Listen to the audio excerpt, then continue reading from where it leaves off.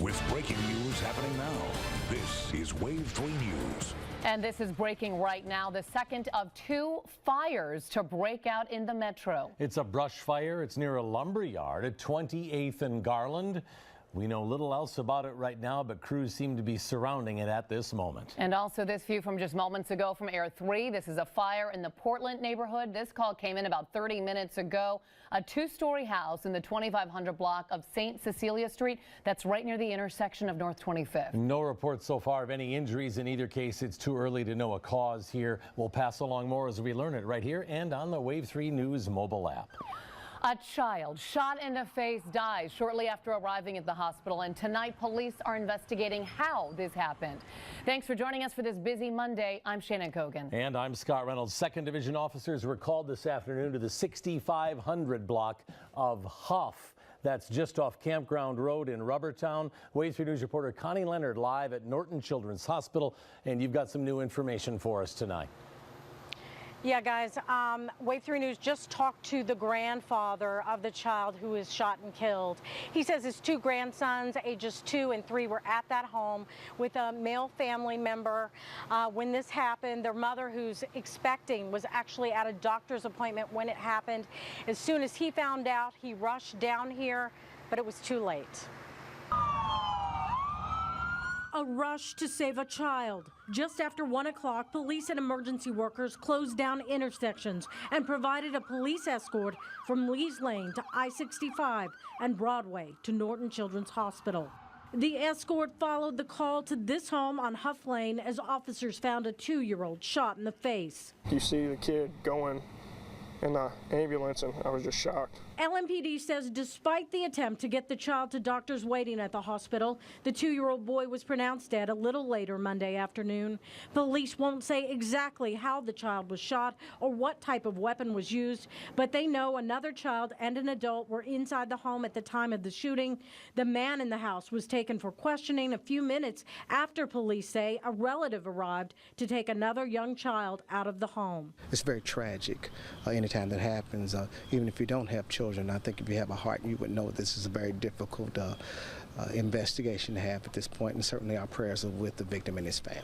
Jesse Montgomery, who's lived in the neighborhood for nearly a decade, says he's met the people and children living in the home several times. They'll come over here, we'll pet the dog and talk to them. They seem pretty nice and relaxed people. You just pray for them, pray for their family, keep them in your thoughts and prayers. It's heartbreaking. LMPD homicide detectives are investigating. Our own Jobina Fortson is following this story tonight. She'll have much more with the family tonight later on Wave 3 News. Reporting live downtown, Connie Leonard, Wave 3 News. And breaking right now, Air 3 over a head-on collision on I-64 in Louisville. This is between Grinstead and the Melwood exits on 64 eastbound.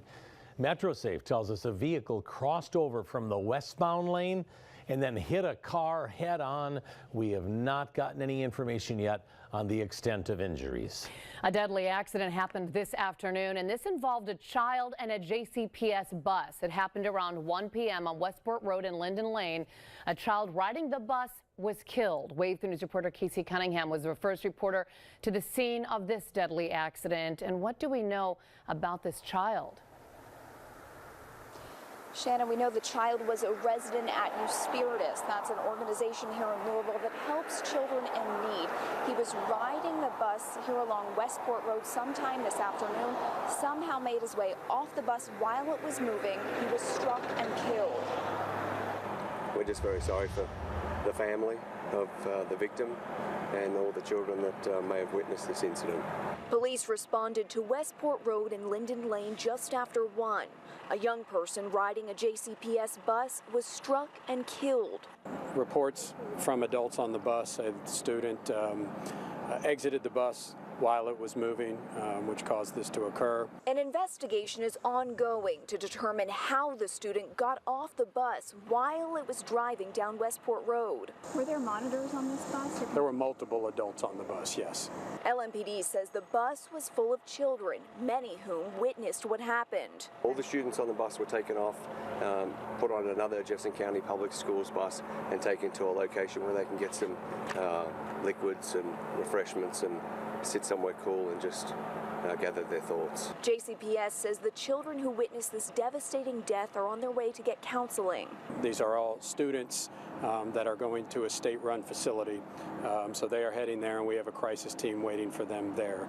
Their priority now is taking care of the victim's family and the bus driver, who is also undergoing crisis counseling. It's a heartbreaking situation, and our thoughts and prayers are with the student and the family. That's the most important thing right now. Spiritus sent us a statement saying their entire Spiritus family is devastated by this. They also have grief counselors on by. LMPD says their traffic unit is investigating. At this point, no charges have been filed. Reporting live along Westport Road, Casey Cunningham, Wave 3 News. Tonight, a second woman has come forward in a lawsuit claiming that an LMPD officer sexually assaulted her numerous times. The woman, identified only as Jane Doe in a suit filed by attorney Shannon Favre, claims Officer Pablo Cano began video messaging with the alleged victim before the claimed attacks in June of last year.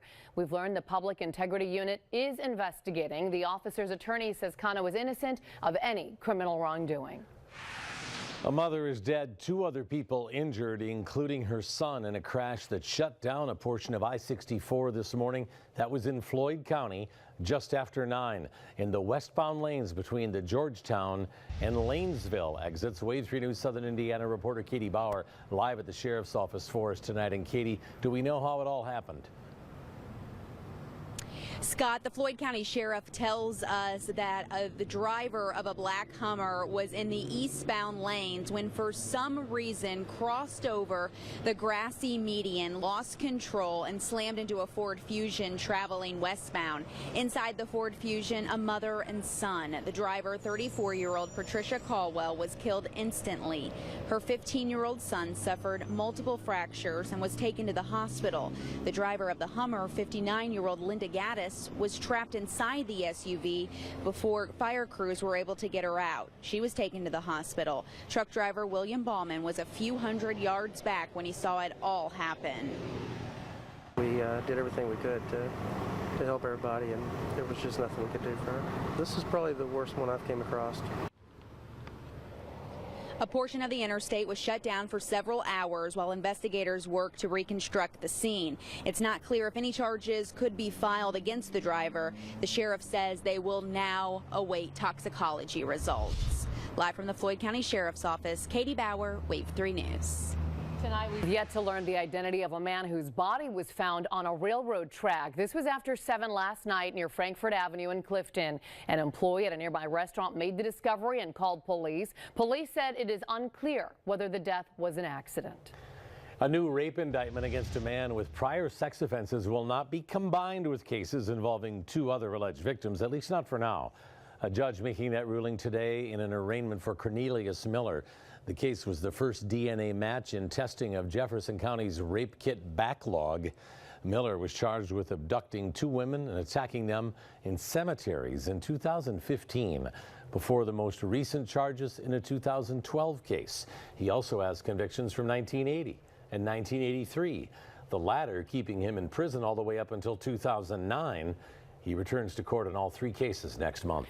The ACLU of Kentucky has filed a federal lawsuit over Governor Matt Bevin's blocking of users on Facebook and Twitter. The suit calls it a violation of the First Amendment and names 2 plaintiffs blocked by Bevin on social media.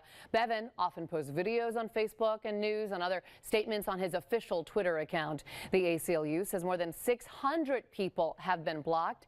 A Bevin spokeswoman, Amanda Stamper, said the blocking does not violate free speech and involves users who post obscene and abusive language or images or repeated off-topic comments and spam. Still ahead here, help for students ahead of the first day of school, a blitz to get the clothing some children still need. And developing tonight, a woman says Pete Rose had a sexual relationship with her when she was underage.